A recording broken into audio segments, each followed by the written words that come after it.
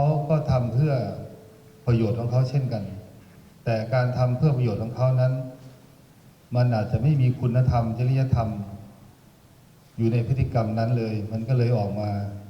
เป็นลักษณะยั่วยุลักษณะล้ำเขตแดนที่ตั้งแต่เผาศาลาตีมุกแล้ว ซึ่งศาลาเขาก็อยู่ตรงนั้นมานานแล้วนะมันจะอยู่ตรงไหนเขตใครก็ไม่รู้หรอกอดีตบรรพบุรุษของ3ประเทศเขาร่วมกันสร้างวันดีคืนดีก็ไปเผาศาลาทิ้ง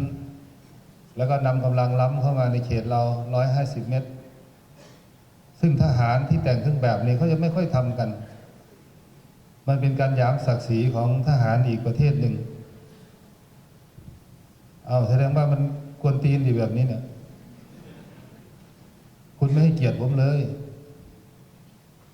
อยู่ๆก็มาขุดแล้วก็มึนอยู่นั่นตั้งแต่ก่อนก็ไม่เคยมีก็แสดงว่าเขาทำอะไรบางอย่าง MOU ก็บอกว่าอย่าทำที่มันนอกเหนือที่มันก่อน43เนี่ยอย่าไปทำอะไรที่มันเปลี่ยนแปลงไปนะมันก็มาทำไงมาขุดหลุมขุดอะไรเอาคนมา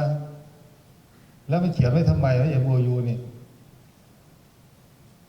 ถ้าคุณไม่ให้เกียรติผมก็ต้องไม่ให้เกียรติคุณเหมือนกัน